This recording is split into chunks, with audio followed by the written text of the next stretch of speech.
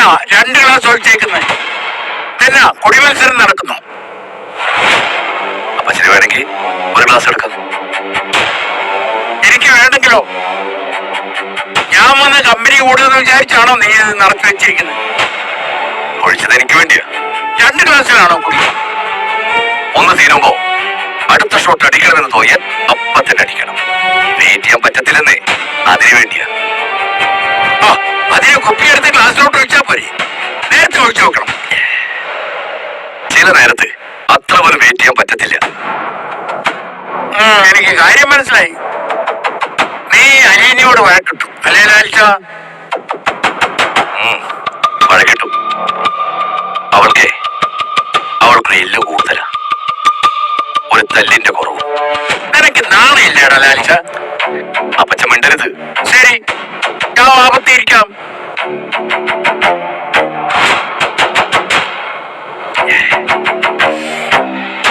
ഈ സ്ത്രീകളെല്ലാം ഇങ്ങനെയാണോ? പുരുഷൻ ഒരിക്കൽ സ്വസ്ഥത കൊടുക്കില്ലേ? അവളെന്തിനാ അനാവശ്യ കാര്യങ്ങൾ ചെന്ന് തലയിടുന്നത്? ഒരിടത്ത് അടങ്ങിയിരുന്നാ പോരെ? കിച്ചണിലെ കാര്യങ്ങളിൽ കൈ കടത്തരുതെന്ന് ഞാൻ അവൾക്ക് വാണിയും കൊടുത്തതല്ലേ? അപ്പച്ചനും കേട്ടതല്ലേ? എന്നിട്ട് പുല്ലുപോലെ അവഗണിച്ചിട്ട് അവൾ കിച്ചണിൽ കയറി പൗലോസുമായി വഴക്കുണ്ടാക്കിയിരിക്കും. ധിക്കാരമല്ലേ അത്? അല്ലേ? അപ്പച്ചനെ ഒന്നും പറയാനില്ലേ? എനിക്ക് മിണ്ടാവോ? ചോദിച്ചത് മറുപടി പറ. എടാ മോനെ, അതിന് അവളെ കുറ്റം പറഞ്ഞിട്ട് കാര്യമില്ല. പൗലോ തെമ്മാടി തരല്ലേ കാണിച്ചേ? ആ മീൻ മുറിച്ച് വെച്ചേക്കുന്നത് നീ കണ്ടില്ലേ? ഞാനും അവനെ 2 ചീത്ത പറഞ്ഞല്ലോ. അപ്പച്ചനത് പറയാം. പ്രായമായ ആളാ അപ്പച്ചൻ. എന്റെ അപ്പനാണെന്ന് പൗലോസിന് അറിയുകയും ചെയ്യും. പൗലോസ് വെറും ഒരു അടുക്കള ജോലിക്കാരനല്ല, എത്ര വർഷമായിട്ട് എന്റെ കൂടെ നിൽക്കുന്നവനാ.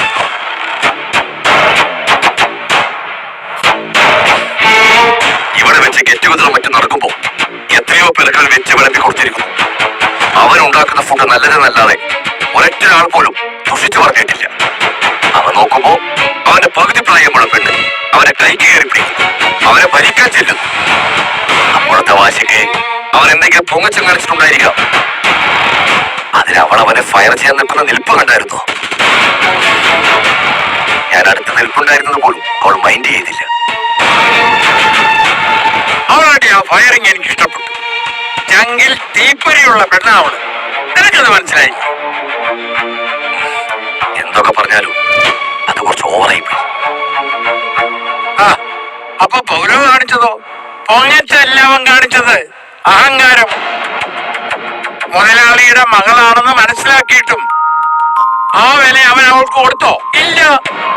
നീ പറഞ്ഞാ നിന്റെ ജോലിക്കാരനുസരിക്കുന്നത് പോലെ അവള് പറഞ്ഞാലും അനുസരിക്കണം. പൗലോ ആ നേരത്ത് അവള് പറഞ്ഞത് അനുസരിച്ചില്ലായിരുന്നെങ്കിൽ അവന്റെ ചെകിട്ട് തടി പൊട്ടിയനെ. കൊട്ടാരമറ്റത്തിൽ ഔതക്കുട്ടിയുടെ കൊച്ചുമോളാ അവള്. റിട്ടയർഡ് കേണൽ സ്റ്റാൻലി ജോസഫിന്റെ മകൾ. പൗലോയെ പോലെ ഒരു ഊച്ചാലിയുടെ മുമ്പിൽ തല താഴ്ത്താൻ അവക്ക് പറ്റത്തില്ലടാ ലാലിച്ച. എങ്ങനെയാണോ അവൾ സ്വന്തമായിട്ട് വിലയുണ്ടാക്കുന്നത്? അവൾക്ക് വേണ്ടി ഞാൻ എന്തെല്ലാം ചെയ്തു? വിലയില്ലാഞ്ഞിട്ടാണോ? എന്ത് സുഖ സൗകര്യം വേണമെങ്കിലും അത് അറേഞ്ച് ചെയ്ത് കൊടുക്കാമെന്ന് ഞാൻ പറഞ്ഞു. പാസ്പോർട്ട് എടുപ്പിച്ച് ലോകരാജ്യങ്ങളിൽ സഞ്ചരിക്കാമെന്നും പറഞ്ഞു. അവൾക്ക് എത്ര ലക്ഷം രൂപയാണ് വേണ്ടതെന്ന് വെച്ചാൽ അത്രയും കൊടുക്കാമെന്നും ഞാൻ പറഞ്ഞു. അതൊന്നും അവൾക്ക് വേണ്ട. ഇവിടുത്തെ അടുക്കളയിൽ കയറി ചെലവ് ചുരുക്കൽ പരിപാടി നടപ്പിലാക്കി അതീന്ന് കിട്ടുന്ന ലാഭം മാത്രം മതി. നീ അതങ്ങ് അവൾക്ക് വിട്ടുകൊടുത്തേക്ക് ലാലിച്ച. അവളുടെ ഇഷ്ടം പോലെ നടത്തട്ടെ. ഇവിടെയുള്ള ജോലിക്കാരെല്ലാം പിണങ്ങി പിരിഞ്ഞു പോയാൽ ഞാൻ എന്ത് ചെയ്യും? 1-2 വർഷത്തിനകത്ത് കല്യാണം കഴിച്ച് അലീന അവളുടെ വഴിക്ക് പോകും. പിന്നെ എന്റെ മനസ്സിനും വായിലെ രുചിക്കും വയറിനും മനസ്സിനും ഇണങ്ങിയ ഒരു കുക്കിനെ ഞാൻ എവിടെ ചെന്ന് കണ്ടുപിടിക്കും? ഒരു കണക്കിന് അത് ശരിയാ.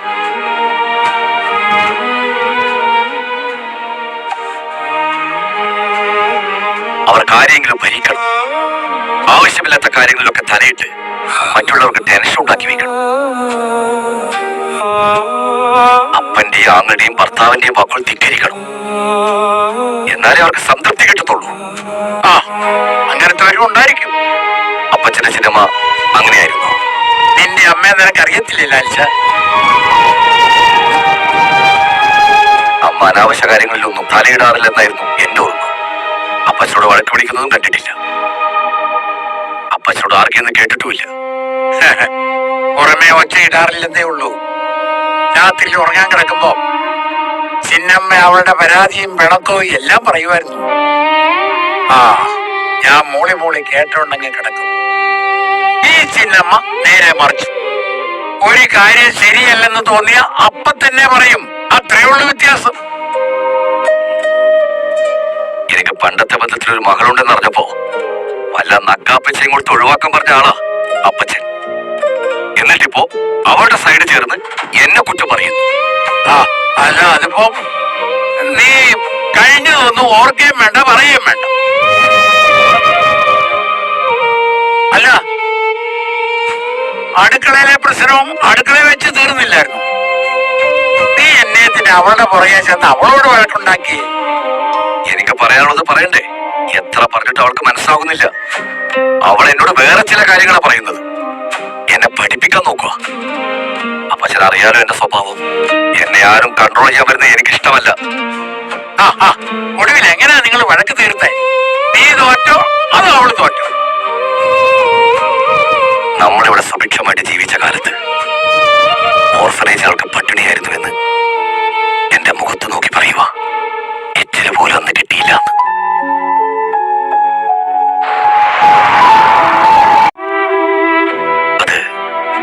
അതെന്റെ കുറ്റമാണോ?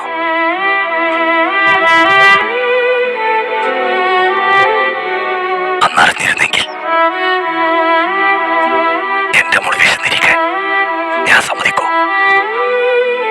നിനക്ക് പറയാൻ മേലായിരുന്നു അവളോട്? ഞങ്ങൾ അറിഞ്ഞില്ലല്ലോ മോളേന്ന്. പറഞ്ഞിട്ടെന്താ കാര്യം? അവൾ അനുഭവിച്ചില്ലേ? അത് തിരുത്താൻ പറ്റുമോ അപ്പച്ച?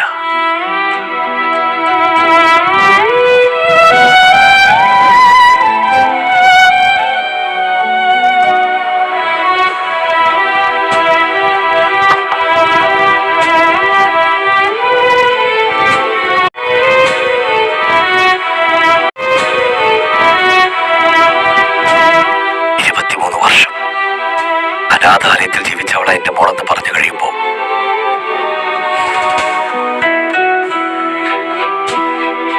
എനിക്ക് പിന്നെ അവളുടെ മുഖത്ത് നോക്കാൻ പറ്റിയില്ല.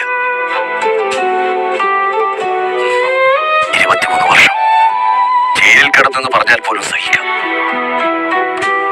എന്തെങ്കിലും കുറ്റം ചെയ്തിട്ടായിരിക്കുമല്ലോ. ഇതങ്ങനെയാണോ?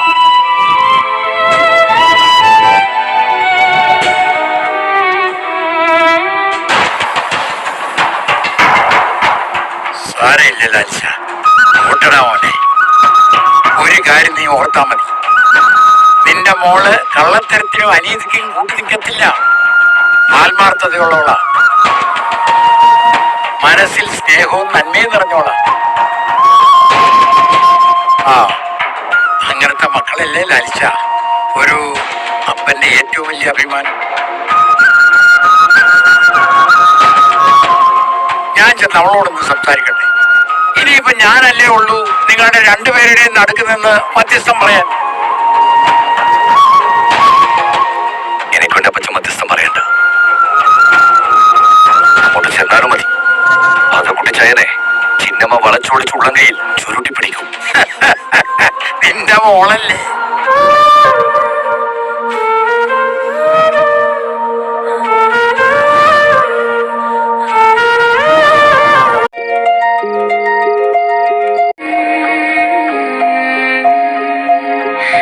അലീന,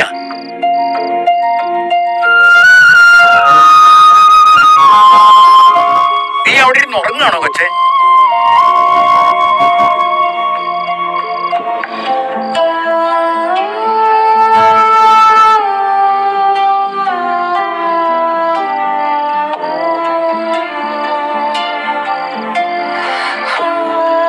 നീ കരയായിരുന്നു മോളെ?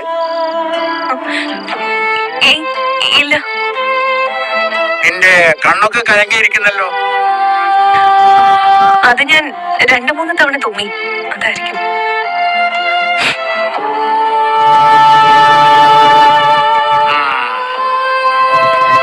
ഈ തുമ്മല് ഞാൻ കുറെ കണ്ടിട്ടുള്ളൂ.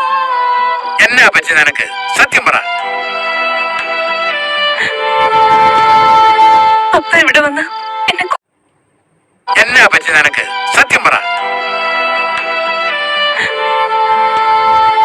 അപ്പ ഇവിടെ വന്ന് എന്നെ കുറെ വഴക്ക് പറഞ്ഞു. അത്രേ ഉള്ളൂ.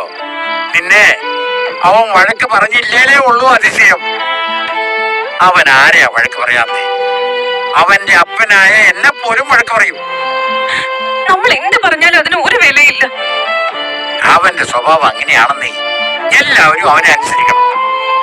മിലിറ്ററിയിൽ അവൻ കേടലല്ലായിരുന്നോ? അവനെ അനുസരിക്കാൻ മിലിറ്ററിയിൽ എന്തുമാത്രം പട്ടാളക്കാരുണ്ടായിരുന്നെന്നറിയാവോ?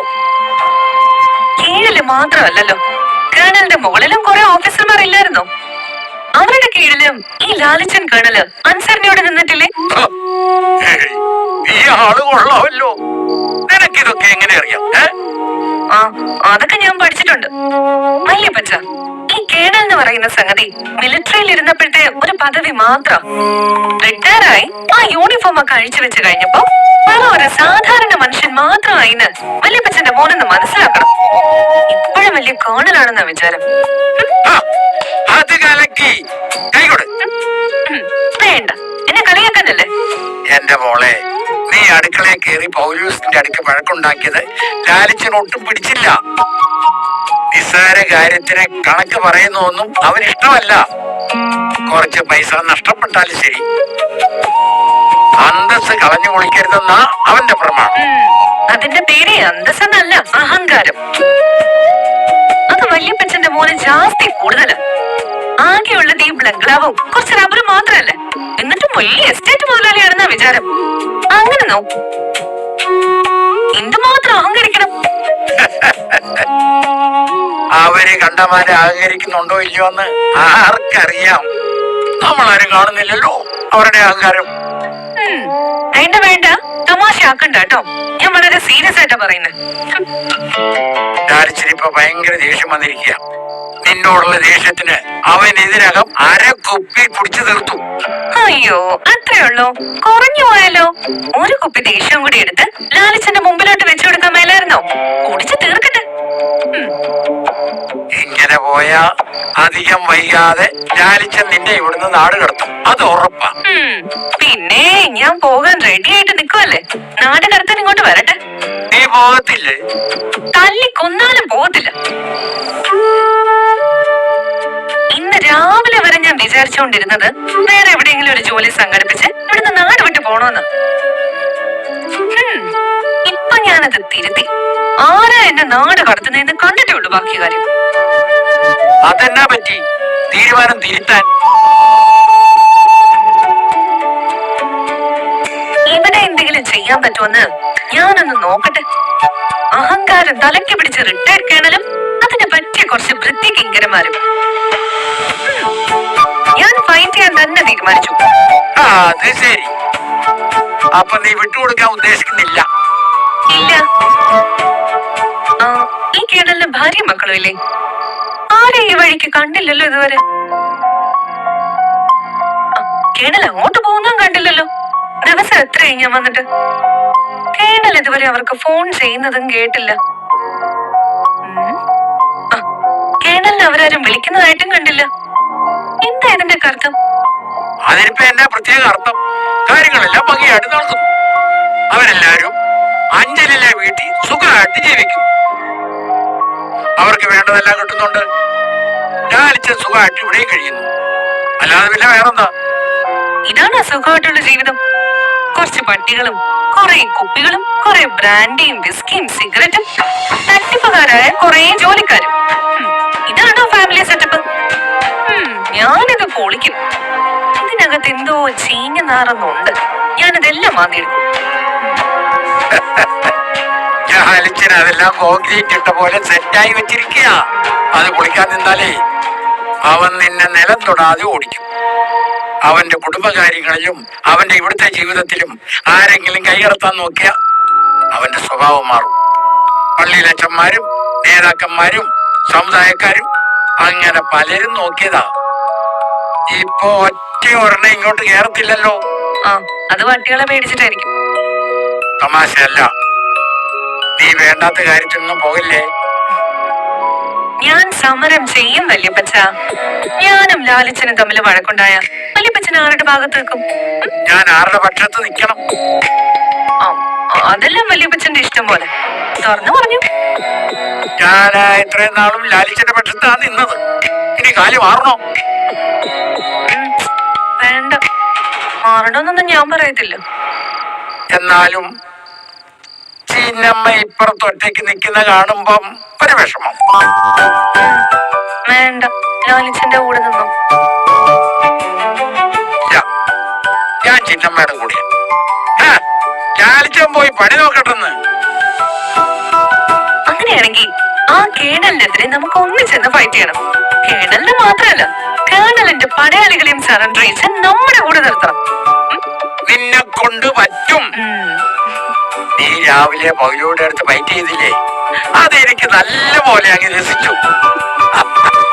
അപ്പം മുതലേ ഞാൻ നിന്റെ കൂടെയാ.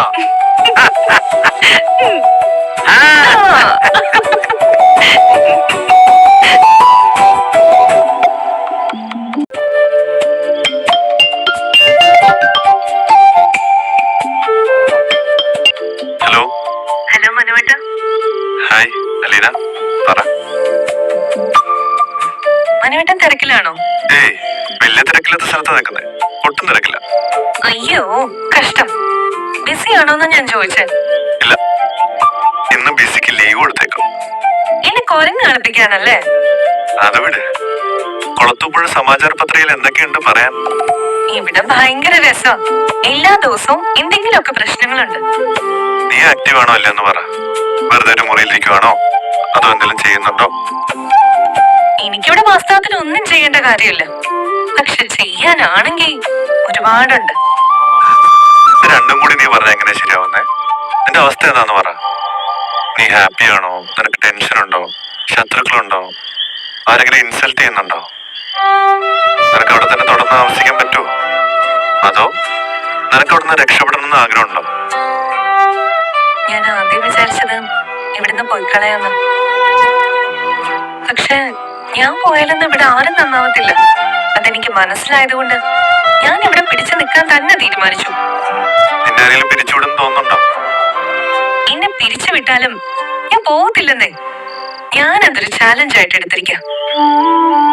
സ്റ്റാൻലി ജോസഫിന്റെ വൈഫ്, മറ്റു കുട്ടികള്, അവരാരും കാണാൻ പറ്റിയിട്ടില്ല? ഇല്ല മനുവേട്ട. എന്താണ് സംഭവം ഒരു പിടിയും കിട്ടുന്നില്ല. വല്യപ്പച്ചനോട് ചോദിച്ചിട്ട് ഒന്നും വിട്ടു പറയുന്നേ ഇല്ല. അവിടെ വേറെ ആരുമില്ലേ കമ്മ്യൂണിക്കേഷന്?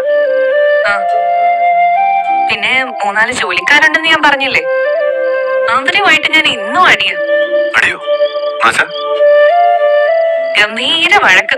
ഞാൻ ഒട്ടും വിട്ടുകൊടുക്കാതെ കട്ടക്ക് നിൽക്കുന്നുണ്ട്. പൂച്ചയായിട്ടിരുന്നവൾ അവിടെ ചെന്നപ്പോ പുലിയായോ? ഇതെന്താ? സാഹചര്യമാണ് മനുഷ്യന്മാരെ നന്നാക്കുന്നതും ചീത്തയാക്കുന്നതും എന്ന് കേട്ടിട്ടില്ലേ? എന്നിട്ട് നീ ചീത്തയോ അതോ നന്നായോ? നന്നായി.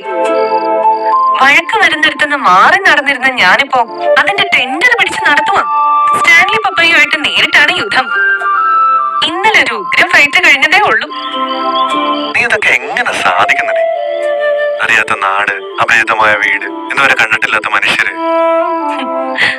മൂക്കോളം മുങ്ങിയ പിന്നെ കുളിരില്ല എന്ന് പറയാറില്ലേ? മിക്കവാറും കേണൽ എന്നെ ഇവിടുന്ന് എടുത്തു കളയുന്ന ലക്ഷണമാ. നീ എന്തിനാ ആ മനുഷ്യനോട് വെറുതെ വഴക്കിന് പോകുന്നേ? നിന്റെ പിതാശ്രീ അല്ലേ? അവിടെ എനിക്ക് മാതാശ്രീ സ്വൈര്യം തന്നിട്ടില്ലല്ലോ. അതിന്റെ കേട് പിതാശ്രീയോട് തീർത്തേക്കാന്ന് വിചാരിച്ചു. എന്റെ മനുവേട്ടാ, അന്യായ കൊടിയാ കേണലിന്റെ. രാവിലെ തുടങ്ങും. എന്തോരം കുപ്പിയാണെന്ന് അറിയോ? വീടിന്റെ പുറകിൽ ഒരു പൊളിഞ്ഞ ടാങ്കില് കൂട്ടിയിട്ടേക്കുന്ന ഒക്കെ കുടിച്ചു തീർത്തതാ.